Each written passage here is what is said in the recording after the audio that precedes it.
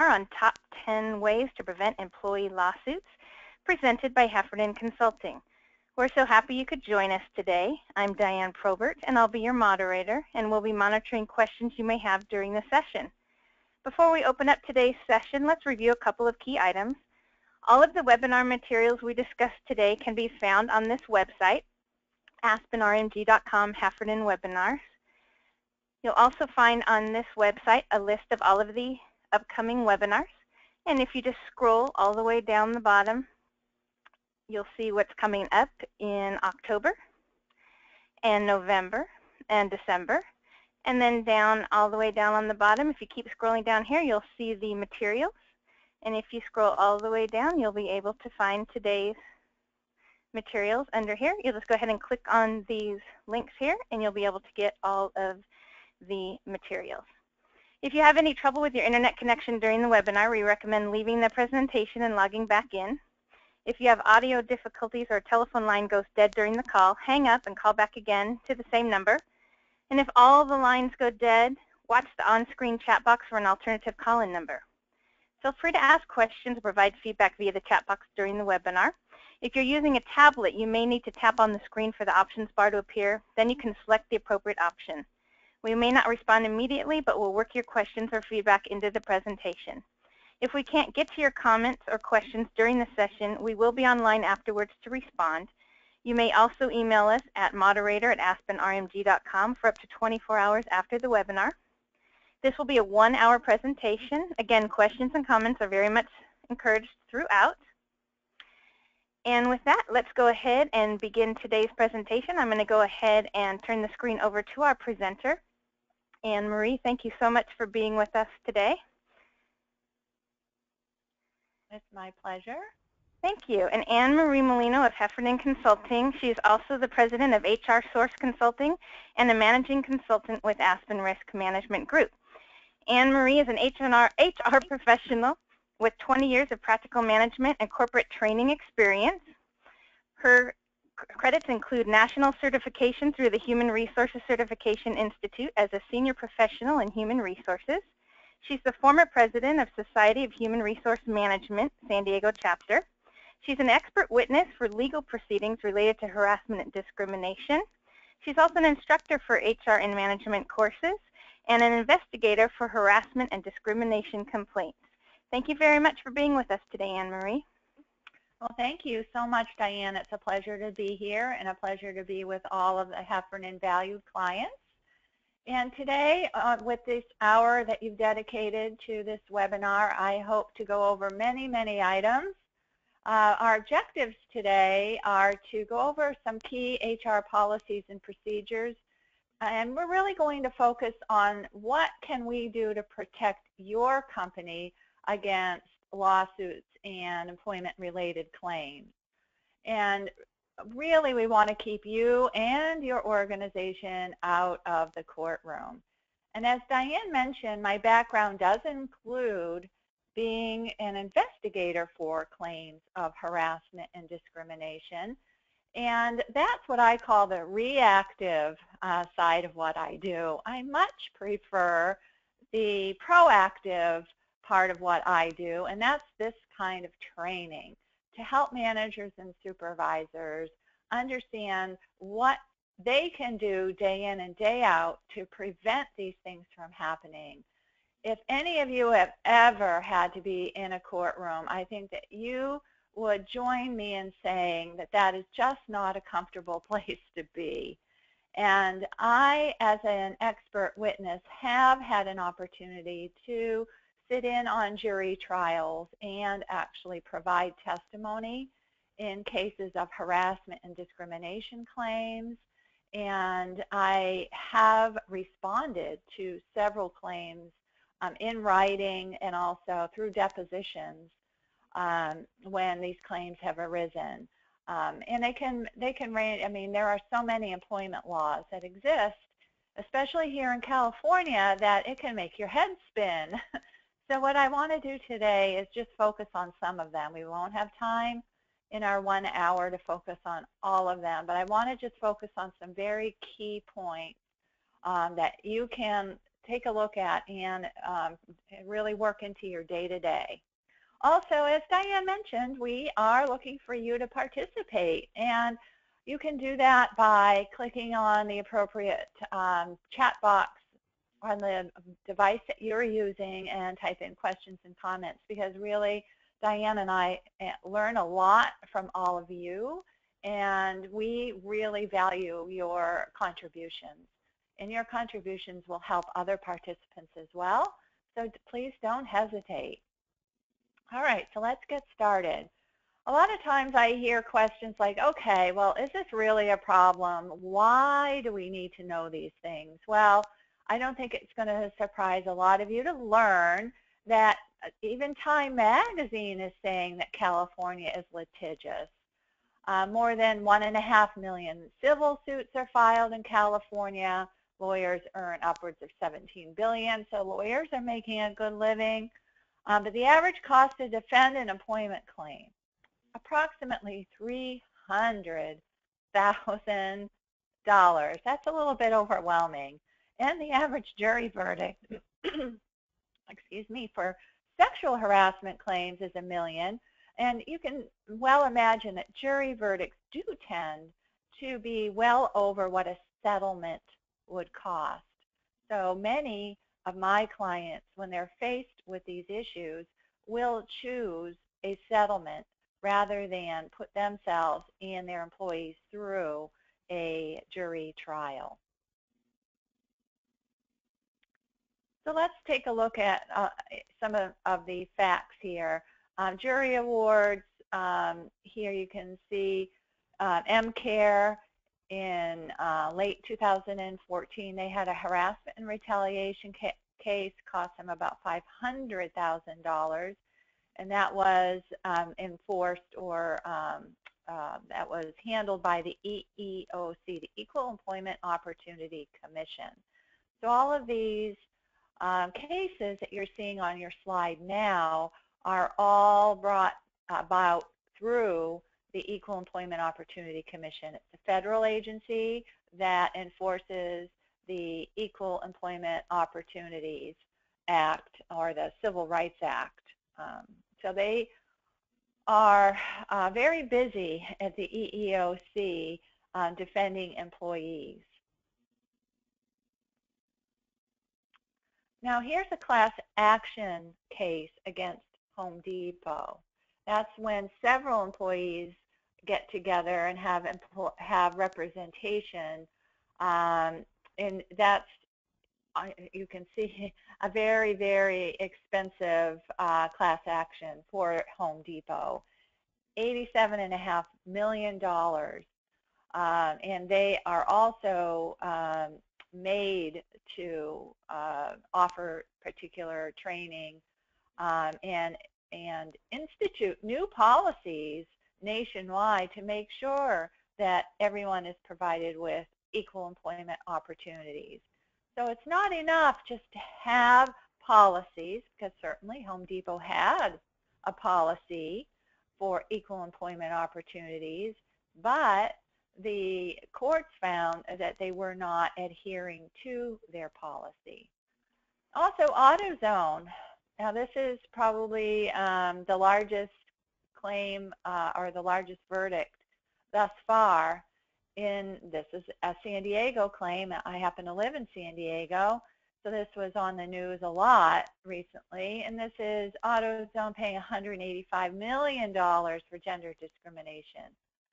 So it's also important to note that employees can also recover lost wages, punitive damages, and even emotional distress. And we have a question for our audience. We said that we were going to ask you to participate. So throughout our webinar today, Diane's going to help me in posing questions, and they're very easy to answer. So why don't we start off with our first one, Diane? Okay, so our first question today is, does your company have an employee handbook? And if yes, has it been updated in the past 2 years? So go ahead and check the one that best describes what you have. Yes, you have one and it's been updated in the last 2 years. Yes, you have one but it hasn't been updated in the last 2 years. or no, you do not have one. Just go ahead and pick the answer. We appreciate you giving us feedback through the polling process. And I'm going to go ahead and close that one out and share the answers with you. And it looks like, Anne Marie, 69% of our audience has one that has been updated in the last 2 years. 23% have one, but it has not been updated. And 8% do not have one. All right, well, that's excellent. Good to know that so many of you have regularly updated your handbook or recently updated your handbook. It's extremely important. Those of you who don't have a handbook, please don't worry. A lot of companies don't. A lot depends on the size of your organization. A lot of times handbooks are something that are added as companies grow. I do like the use of a handbook, even a very simple one, to kind of get your everyone on the same page, to clear up the communication. So I say that legal compliance is obviously something we're striving for. If we're talking about preventing claims, we have to make sure, first off, that our company is legally compliant. Some of the areas that I see in handbooks that really are not well understood are leaves of absence and harassment prevention. These are two areas that really get our companies in trouble. So leaves of absence policies, there are several types of leaves that our employees may be eligible for. And even if you don't have a handbook, you should be aware of what leaves your employees may be eligible for, and make sure that you have information to provide to employees. Now, if you are an employer with 50 or more employees within a 75-mile radius, then you have to comply with the Family Medical Leave Act, the FMLA, and the California Family Rights Act, or the CFRA. So both of those would apply to your organization if your organization is eligible. Then your employees, there's some eligibility requirements also for your employees for length of employment and so forth. So you would want to make sure that you understand whether or not your company is required to provide certain leaves, and if so, what types of notices and information do you have to provide to your employees? And then questions come up such as, when do I, how long do I have to provide benefits? So for instance, with a leave of absence, let's say someone is out on a workers' comp leave of absence. Does that person, while they're out on a workers' comp leave of absence, qualify for an FMLA leave at the same time? Will that person's job be protected? Will that person continue their insurance benefits? If so, how long? Now, the answers to these questions may not be the same for every organization. It depends on whether or not you have 50 employees or more. And also, there's the legal compliance perspective of policies, and also some companies decide to offer more than what's legally required. So you should have an understanding as management as to what it is you will offer, and be consistent in offering those benefits and leaves consistently throughout your organization. And your harassment prevention policies are extremely important for obvious reasons. We just took a look at some of those claims related to harassment and discrimination and how expensive those can be. And we want to make sure that your policies are up to date, that your employees understand what their responsibilities are. So for instance, what are they supposed to do if they're being harassed? What are they supposed to do if they know about harassment and maybe they're not the victim? Are they required to report it? And if so, to whom? And so these are things that you would want to make sure you not only have policies for, but that you're adhering to those policies and have effectively implemented the policies. Then you also have company-specific policies. What are your benefits that you offer? When do they start? Who is eligible? We have a new, in California, we have a new paid sick leave policy. So you have to understand, or your employees have to understand, if they're eligible for sick pay, how is it accumulated, how can they use it, when can they use it, how much do they have at any given time, and so forth. And then, of course, most companies do evaluate performance, and what are your policies around that? What is it that you say you're doing in your handbook, and are you, in fact, adhering to your own policies? So it's a good idea to every now and again, even though your handbook's been updated, let's say by an attorney or your HR department, that as managers, you're familiarizing yourself on a regular basis with what's in there so that you can hold employees accountable. All right, so let's move on. We have another question, Diane. All right. Does your company provide training for your managers on HR policies? This is an easy one. It's yes or no. Does your company provide training for your managers on HR policies? I'm going to give everyone just a couple more seconds to get your answers in. Again, thank you so much for participating. And I'm going to go ahead and close out this poll. And it looks like, Anne-Marie, that 55% yes, 45% no. All right, well, that seems pretty well evenly split there. And the reason that I strongly recommend that managers and supervisors receive regular training on company policies is, of course, to make sure that your company is compliant. And also consistency. Now, one of the things that I find is that happy employees don't usually sue their employers or bring claims against their employers. Generally speaking, happy employees will forgive their companies if the company makes a mistake. So let's say that a manager makes a mistake and doesn't provide the right information for a leave of absence, and the employee knows that happened, but they say, you know what, the company's been so nice to me and has done this and that for me that I'm going to, I'm just going to let that one slide. But if an employee's already disgruntled, then little things can, be the impetus for an employee to bring a claim against the company. So organizational consistency can also translate in an employee's perception to fairness.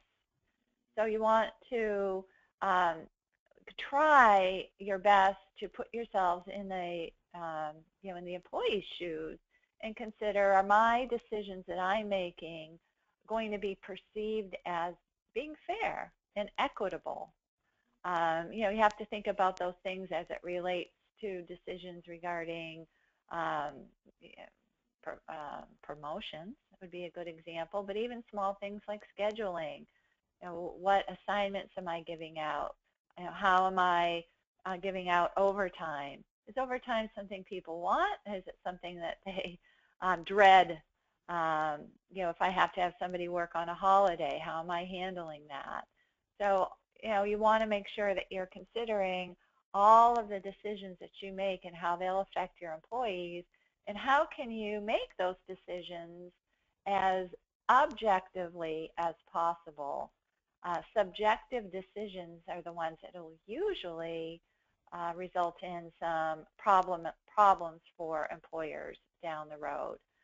So making sure that your managers understand what's in the handbook and why it's there, and make sure that they understand that they are responsible for adhering to the handbook, and making sure that they know they have to ensure that their employees adhere to the handbook policies as well.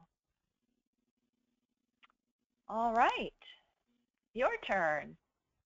So our next question is, do you check references before hiring? Yes or no?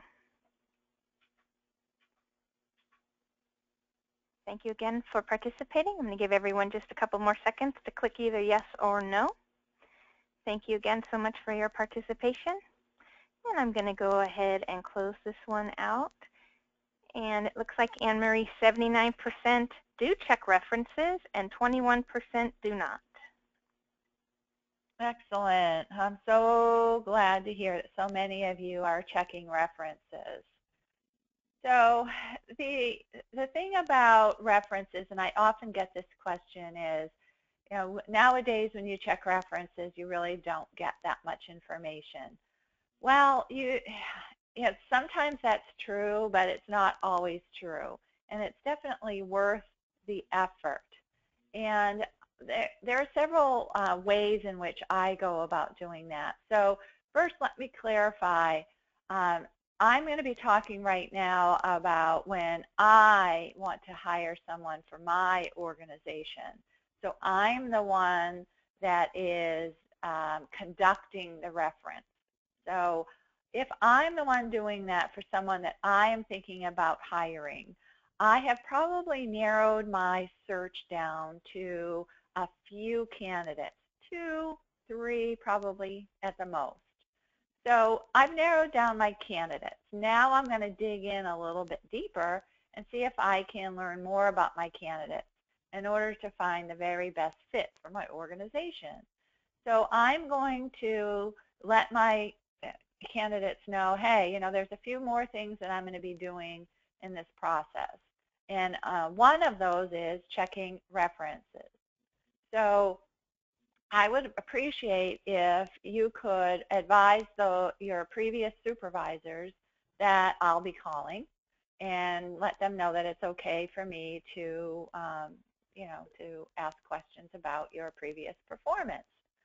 And in most cases, the employees are very happy because they've left on good terms with their previous employer to contact the person that used to supervise them and say, hey, you know, I'm looking for a new job, and I would appreciate if you could talk to Anne Marie, who will be calling you within the next couple of days. Now, certainly, if someone is employed and they are looking to better their situation and go to work for your company, they're presently employed at another, they may not want you to call their current employer. That makes sense, and that's fine. Usually your employment application will have a space in the employment history section that'll ask, where you worked previously, the name of your supervisor, the telephone number of your supervisor, and whether or not it's okay to call. So I recommend that those things be included in your employment application. And then usually on the last page of your employment application is an authorization that says, you are permitted to contact my previous employers if I've checkmarked that it's okay to do so on the application. So you're all set there. You give these people a call. You ask some pertinent questions that you have prepared in advance, and they're very job-specific questions. How did this person get along with their coworkers? What were some of the areas where this employee really stood out for you? Where their strong points? What were some of their opportunities for improvement, and so forth? So have your questions ready, and make sure that you listen carefully to the answers, and I would suggest documenting the answers to the questions. So you can, usually get a lot of information by checking references and contacting the supervisor directly. Now, I've run across a time or two, I have to admit, when I have just reached a brick wall when I'm trying to check references, where the supervisor will say, it's our company policy that you talk just to the HR department, and that's fine. I always suggest to my clients that they have policies like that in place, that supervisors are not, given carte blanche to give references. If that happens to you, what I would suggest is that you make sure that you have that authorization form from the employee that says it's okay to check references. When you contact the HR department, say, I have an authorization form from the employee allowing me to check references, and they're allowing, and I'm happy to send that over to you. And usually it'll, the company will have a policy that says they'll only give out basic information like position held and the dates of employment, except if the employee has given authorization to provide additional information.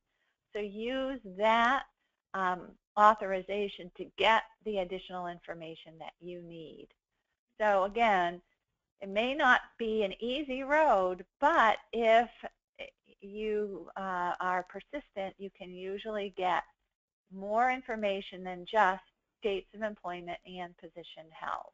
So I encourage you to, dig in a little bit deeper, because really past performance is the best indicator of future performance. So when you're going about selecting the right people for the job, you really have to know what you're looking for. And I find that a well-written job description is essential in selecting the right people. So begin by understanding what it is you need, what qualifications you need, how much experience you need, what technology do they need to know, what are the hours of the position, how much travel is involved. All these things, make sure that you understand clearly. What are some of the things that are good to have? What are some of the things that you must have?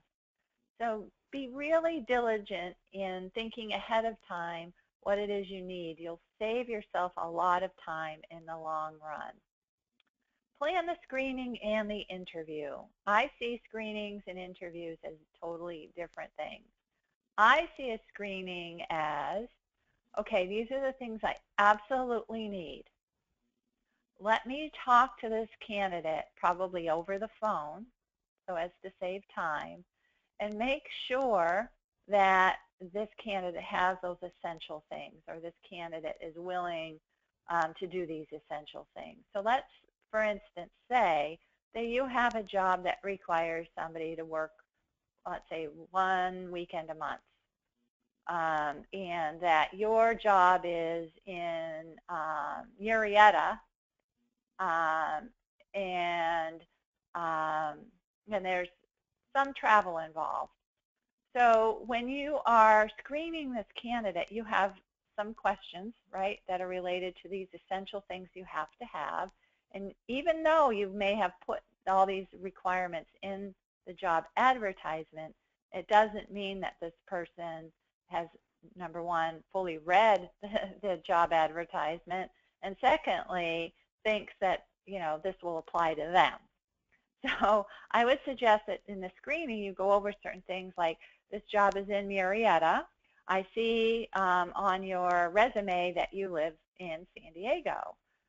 Would you be willing to drive each day to and from Murrieta? And the person might say, well, I was really kind of hoping I could work a couple of those days from home, because that's what I did in my last job. And you're like, okay, well, I just got some information that is going to help me make my decision. Maybe I won't invite that person in for the actual interview. So you see that you can really save time by screening around those essential things that you need and must have for that job. If they pass the screening part, then you can invite them in for an interview.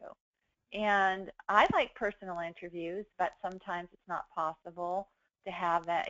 Sometimes we have locations outside of our area, even outside of our state. And so if you're doing an interview, sometimes technology can be very helpful, and you can do a FaceTime interview, or some other type of interview. But face-to-face interviews are great. They take more time than a screening interview. So you've already done your screening. When you take a person in for the interview, you can dig in a little bit deeper. You can ask a lot more of the open-ended questions and really learn more about the candidate and their experience. Make sure that you stick to the plan. Oftentimes we let our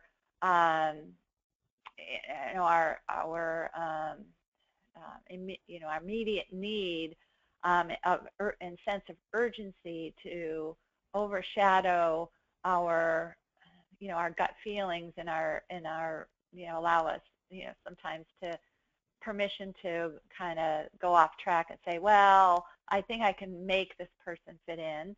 It's not a perfect fit, but I have an immediate need.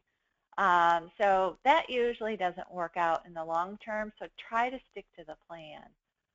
Another thing that I like is conducting job-related tests. So let's say that you are hiring someone to do bookkeeping work, and they'll be working with QuickBooks, let's say. So if that's the case, you might give them an example. Here's something that regularly happens where we have to set up a new account in QuickBooks. Here's a vendor information. How would you go about adding that person into QuickBooks? Or let's say that you have someone that's going to be a customer service representative, and they're going to regularly be responding to customer issues over email. So you may send a person who's applying for a job a typical customer service question and ask your candidate to respond to that question and see, what's the tone that they use in their email and so forth. So I like the use of job-related tests. So consider the position that you're hiring for. Is there something that this person's going to regularly be doing? And is there some kind of test that I can use that would help me to determine whether or not that person has strong skills in that area? And if you decide to use a test, please use it consistently. So if you're going to use a test for, let's say, a bookkeeper, at what point do you use it? So I would say that maybe when you bring that person in for an interview would be a good time, or maybe you make cuts after the interview and do the tests after. So part of it will depend on whether there's a cost involved in doing the test. Some of it will depend on how much time it takes perhaps to administer the test and the type of test and so forth. So please consider job-related tests when you're selecting people for your open jobs. And then finally, again, I emphasize check references. All right, another question. Okay, are you familiar with the California wage order for your industry? Yes or no? Again, are you familiar with the California wage order for your industry? I'm going to give everyone just a couple more seconds to get your yes or no choices locked in. Thank you so much for participating. Appreciate it. Going to go ahead and close that out. And it looks like we have a very close race. 48% are not familiar and 52% are. All right, very good. So let's take a look at what California wage orders are. So I'm going to take you here to the website, and hopefully you can all see my screen there. Diane, would you confirm that I now have the Department of Industrial Relations website? Great, thanks. I see it, yes. Excellent. So if we go down here to this to these wage orders, you can see that there are different wage orders for different industries. And a lot of my companies fall under this one, wage order number 4, and that is for professional, technical, clerical, mechanical, so forth and so on. And when I worked in the hospitality industry, wage order number 5 applied. And so you want to find out which of these apply to your employees and to your organization, and it may be that more than one of these will apply to your organization. So once you've determined which one it is, you have to make sure you're familiar with it and that you have it posted for your employees in their work area. So you know how you have those posters usually in, you know, those big all-in-one state and federal posters? This is not usually part of that. You usually have to order this separate. Or you can simply click on the PDF version and print it out for yourself. Easy breezy. All right. Also, you have to determine who is exempt from overtime.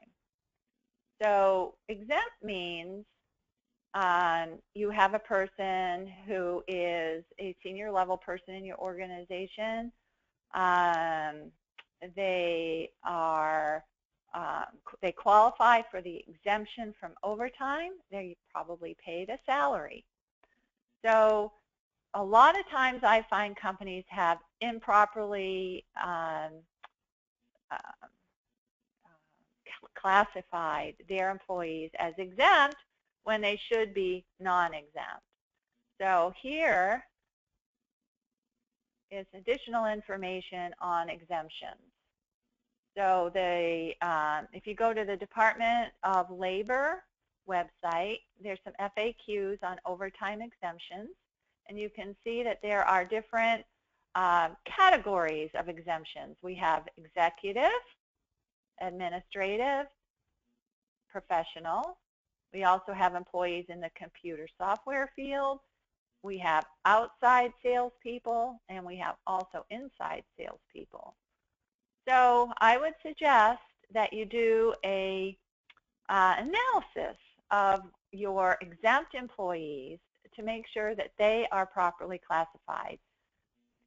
Non-exempt employees, you do not have to do an analysis for because you're paying them the overtime.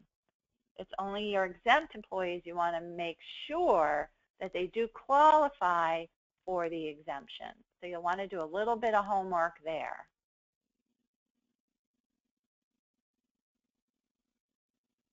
Anne Marie, if I may interject, we are having a few people that are putting in comments that they're actually not in California. So would they be able to find this information on their state's website as well? You know, that's a very good question. This is geared toward California employers, and you may not have a wage order in your state, but you would want to Google state wage and hour laws for your particular state. So the wage order is all about how people are paid. The exemption is, in California there are variations on exemptions, but there is also federal laws on exemptions. So yes, you'll want to make sure that you, if you're outside of California, are doing your research on all these areas, on how people are paid, you know, when is overtime due, you know, how, you know, when and how do people qualify to be exempt from overtime and so forth. So regular rate of pay applies to, again, California employers. So the regular rate of pay when we are paying overtime is a common mistake. And the regular rate of pay and how it is determined is explained in detail on this website. So this is a very good place to go. The Department of Industrial Relations, lots of labor law information here. So I would suggest this as a very good resource. So the regular rate of pay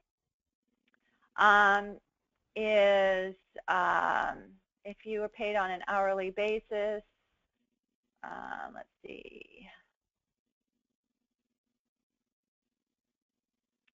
So for instance, a bonus included in the regular rate of pay for the purposes of calculating overtime. Yes, you do have to consider a bonus if it is a non-discretionary bonus. So all of a person's pay has to be considered, whether it's if you're paid by the piece or commission, you have to include that in your calculation for overtime. If a person is paid 2 rates of pay, let's say they work the graveyard shift and a day shift, you would have to include all rates of pay when you are determining what overtime pay to give. So it's not just, okay, well, I was working during the day when I incurred the overtime, so I'm going to pay time and a half on the daytime rate. That would not be sufficient. So a lot of times people, employers are paying overtime at the wrong rate. So I encourage you to, if you're a California employer, to make sure you're doing it correctly. And then, of course, we have travel time pay, and this is a California law as well. Make sure that you have travel time pay. It's not going to allow me to open that one up, I guess. Oh, here we go. Travel time pay. So we have a whole section here on you know, what's reporting pay, callback, standby, and travel time. So make sure all of these are correct in your handbook and that you are following all of these requirements. And finally, in California, as it relates to paying employees correctly, you must provide them with a wage notice. It's called a notice to employee, and it looks like, hopefully it will come up here. I think we have it on our downloads. Here it goes. I think we have a sample of this on our download. So notice to employee. California employer, and you're not using this, simply Google notice to employee and give it out to all your employees, okay? So this simply has all the information about you, about their wages. Make sure that you have all their potential overtime rates of pay, what their payday is, workers' comp information. It has a whole section on what paid sick leave is, and finally, acknowledgments. So make sure that you have those for all of your non-exempt employees, all that for each non-exempt employee.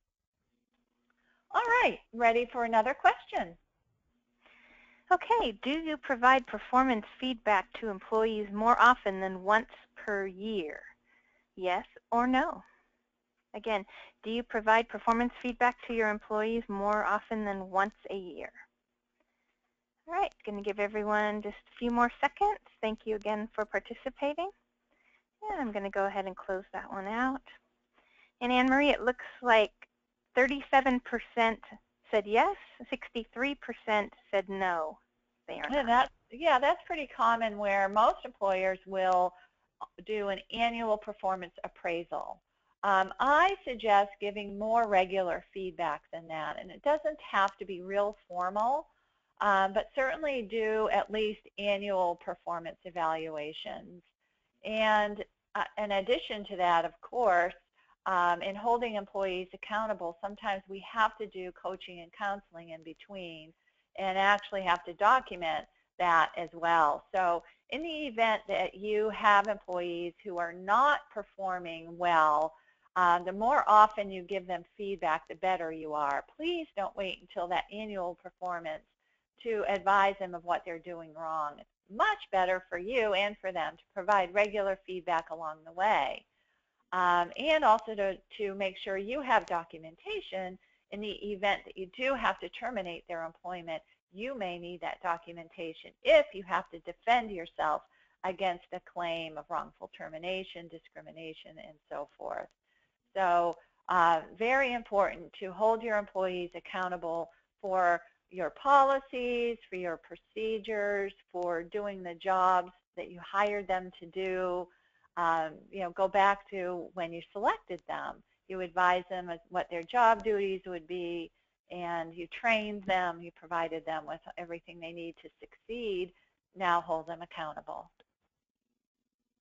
All right, back at ya.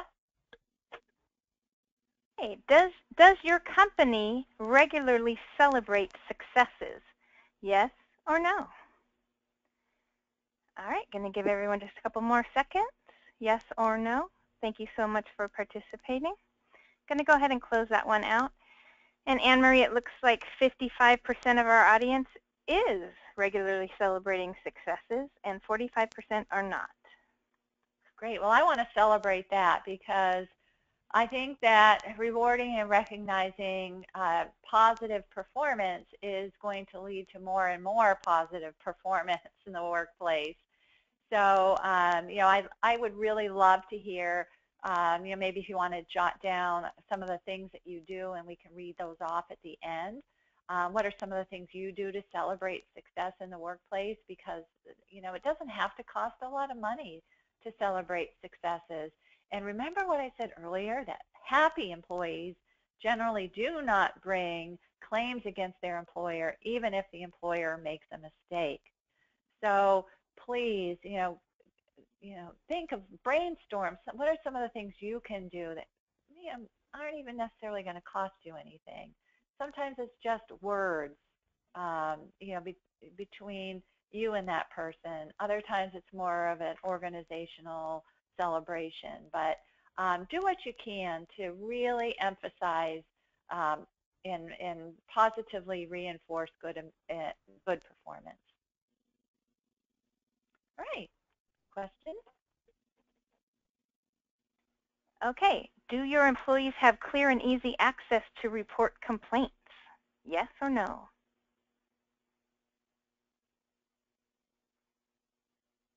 Thank you very much for participating. I'm going to go ahead and close this one out. And Anne Marie, it looks like 90% say yes and 10% say no. All right. Very good. Well, I'm glad so many of you are giving complaints the red carpet, because if you're not willing to listen to the issues that your employees have, there's somebody waiting out there that will. So in California, we have the Department of Fair Employment and Housing, and in other states, you may have other agencies, fair employment reporting agencies or protection agencies that may be in place to enforce the employment-related laws in your state. So California, we have the Department of Fair Employment and Housing. They enforce the Fair Employment and Housing Act. Also, as I mentioned earlier, there's an EEOC, the Equal Employment Opportunity Commission, the federal agency. And also we have the Department of Labor. We have no shortage of employment law attorneys, and they're all out there to make sure that our employees are being treated fairly and that companies are adhering to the laws and regulations. So we don't want our employees to feel the need to go to those outside sources to hear their complaints and to ensure that their rights, are being listened to. So please, make sure that when your employees have a complaint, that they understand where can they go. It's their supervisor, the HR department. What's your open door policy? So make sure they know where to go. Make sure that you're listening carefully to their complaints, that you're following up on them, and that you take appropriate action. And believe me, documentation is extremely important, and I hope that none of you ever have to defend yourselves in a courtroom. But if you do, you'll find that this documentation can make all the difference. So make sure that your employees understand who they complain to, and once you receive a complaint, make sure that they understand the process. What's going to happen next? How's it going to be handled? What's the confidentiality expectations? What's going to happen and how's it going to happen? So be as open as you can. Keep things as confidential as possible, Now, there's, in some cases, some obligations under the law to do an investigation. And in doing an investigation, it's not always easy to keep things completely confidential, but you'll want to do your best to keep these investigations as discreet as you can. So those are the types of messages that you want to give to your employees about you'll do your best for maintain confidentiality, to keep things discreet. You appreciate their help in doing that as well. So keep these issues, and when they come in, if they're dealt with early on, it's my experience that they're fairly easy to handle if they're handled quickly, but to allow things to go unchecked, then they can snowball and get to be much bigger issues, and maybe even sometimes end up in an illegal situation. So handling complaints early, giving them the red carpet is extremely important. All right, another question. Okay, this is a yes or no question. Does your management team demonstrate the behaviors they expect from their employees? Yes or no?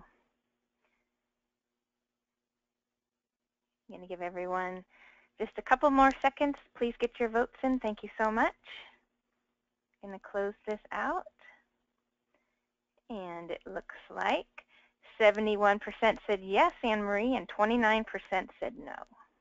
Excellent. Well, I'm glad that so many of you are working in organizations where management, especially upper management, is modeling the behaviors they expect from their employees, because really that's where it all starts, right? Walk the talk, make sure that you're keeping the bar high. And when I talk about filters, what I mean by that is, if you think about the human nature and how we behave as human beings, when we're interacting with other people, especially in new environments. Let's say we're starting a job for the first time. We're brand new. It's our first week on the job.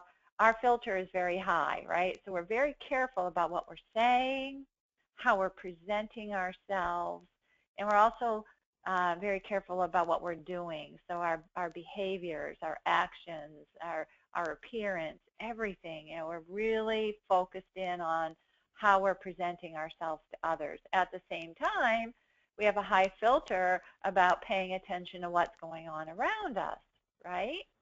So what happens as we work with people for a long time? Well, in my experience, it's the natural thing that happens is that the filter tends to diminish over time, and that the longer we work with people, we get comfortable and our filter kind of goes away. So what I'm suggesting is to all of you as managers and supervisors would be to make sure that you have your filter on. You can't have it on full blast all the time. That's just not reasonable. I mean, we have to be able to relax to a certain degree, have a little bit of fun, but make sure that the filter is high enough so that you are compliant and not taking too many risks in the workplace. So check your filter and then make sure that you're holding all your employees to the same bar. All right, another question. Thank you. Does your company use severances, separation agreements? Yes or no? Are you using severance or separation agreements? Thank you so much for participating. It's a very close poll, 50-50, so let's get in those final answers to see who's going to win out. Thank you so much for participating. And it looks like we ended in a straight tie, 50-50, Anne Marie. All right. Very good. So let's talk about when and how to invite people to leave. For one thing, when you know it's not a fit and it's not working, don't procrastinate. Deal with the situation. If you know that you've provided all the necessary tools and resources and it's just not working out, then you may need to make a change. You may decide that you need to provide more training, more tools, more resources.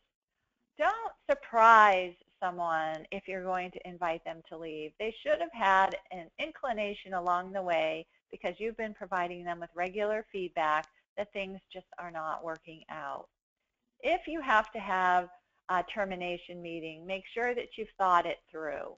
Who's going to be there? What's going to be said? What do you need to provide to the employee?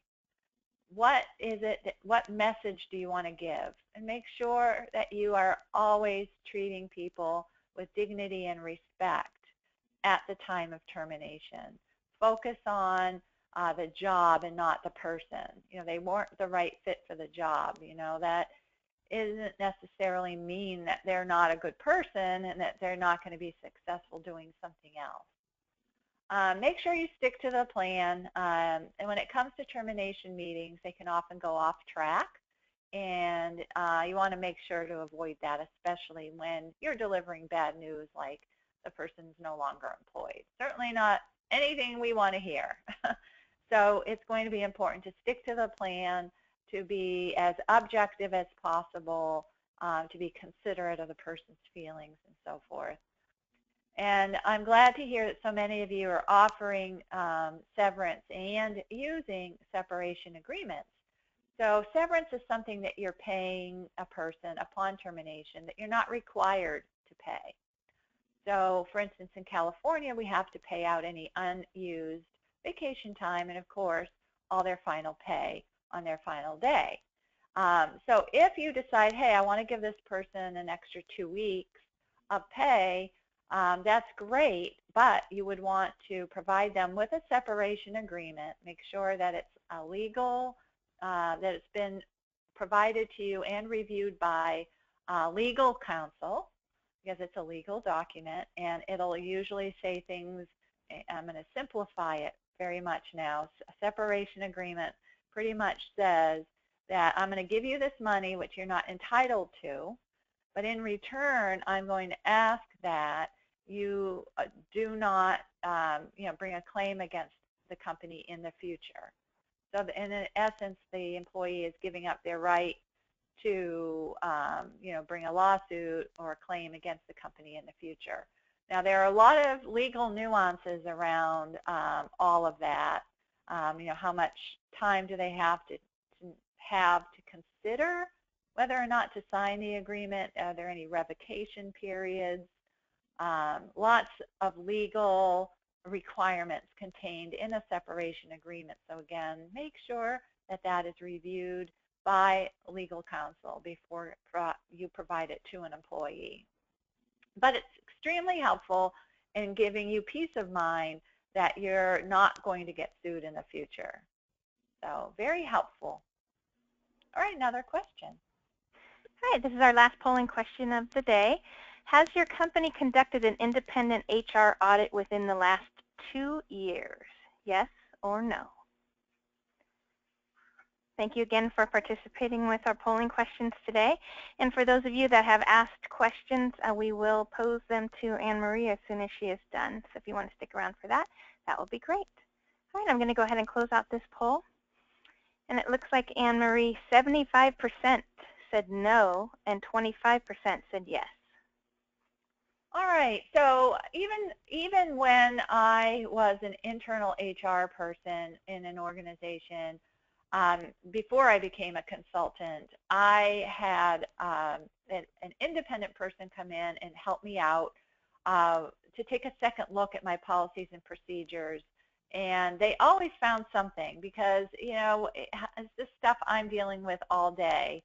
And I'm also managing people, and I have other things on my plate besides focusing just on HR law.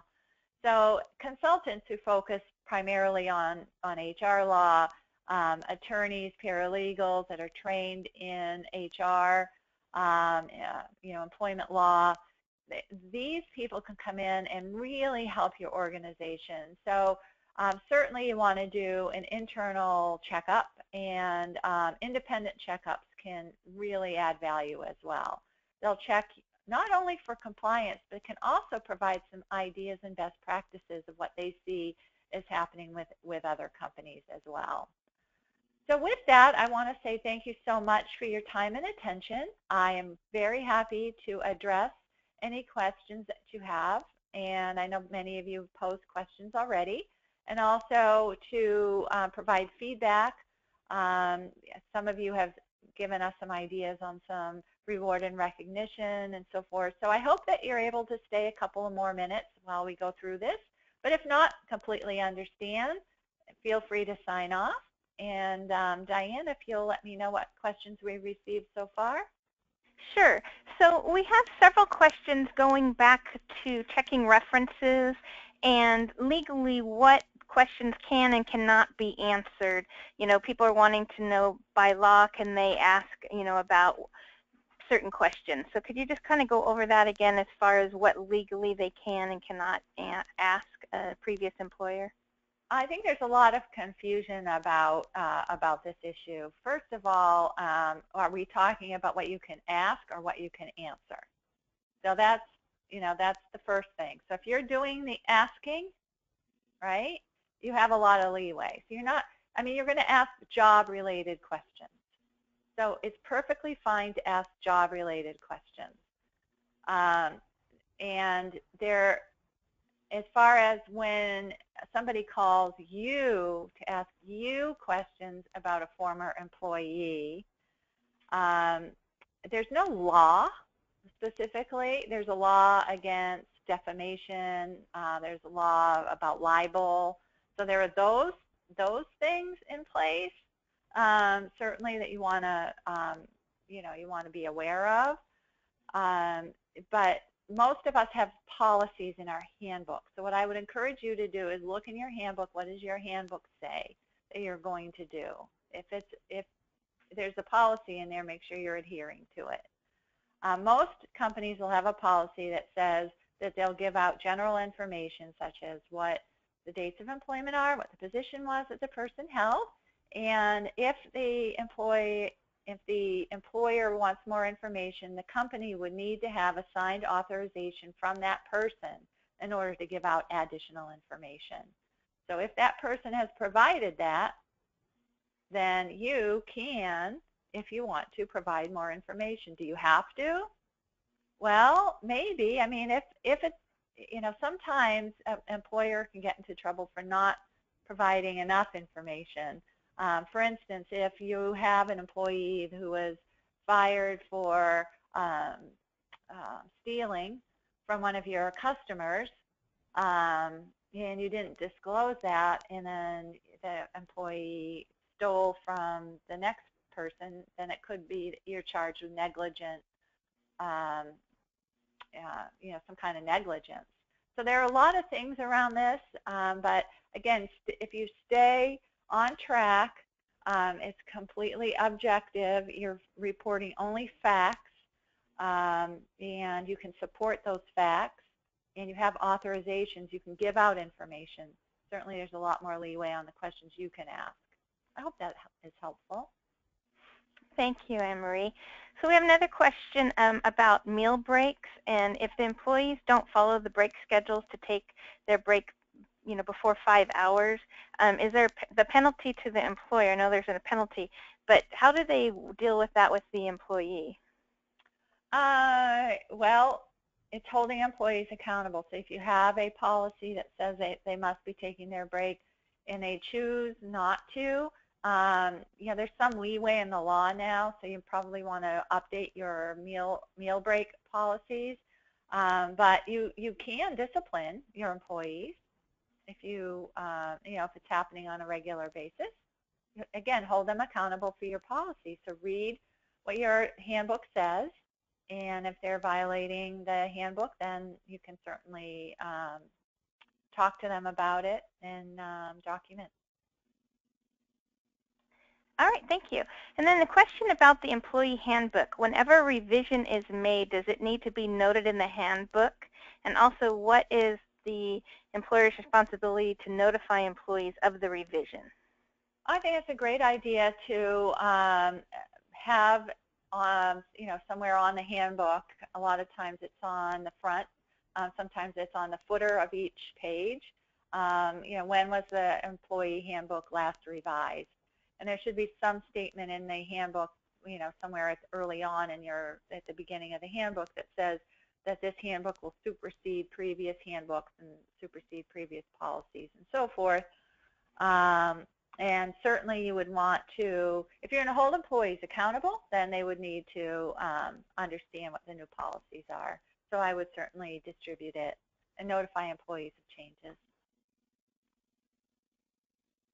I have some great questions.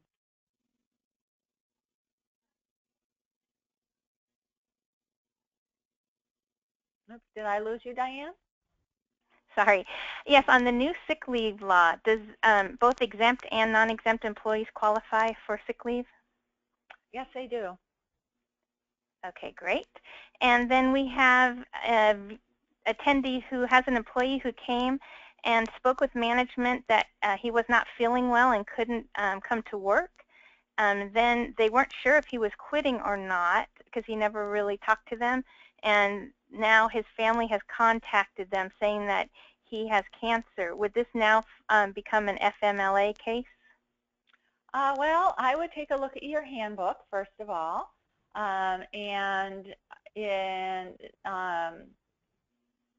It should have a policy in there if your organization is a qualified organization. So again, 50 employees within a 75-mile radius, and if the employee has worked for you for, I forget the number of hours, 1,250 hours, I think, during the year. So the eligibility, whether or not the employer is required to comply with the law, and secondly, whether the employee is eligible. And in the event that the answer is yes, then there are certain steps and notifications that the employer must take. Okay, thank you. And that looks like that's all of our questions, but we did have some comments on celebrating employees. And it looks like one person went on a weekend company retreat to celebrate the company's 20th anniversary, and she said it was a blast. Oh, we have other people that are using newsletters as a recognition tool, and it looks like they put photos and celebratory announcements in the newsletter. And then they also have kind of an interesting thing where they have a high five section and encourage employees to high five each other and compliment each other publicly. Oh, I love that. That sounds like a lot of fun. Sounds like a place I'd want to work. Yeah. All right, Anne Marie, well, thank you so much for your time today, and thank you everyone for attending, and we look forward to seeing you at our next webinar. Everyone have a wonderful day.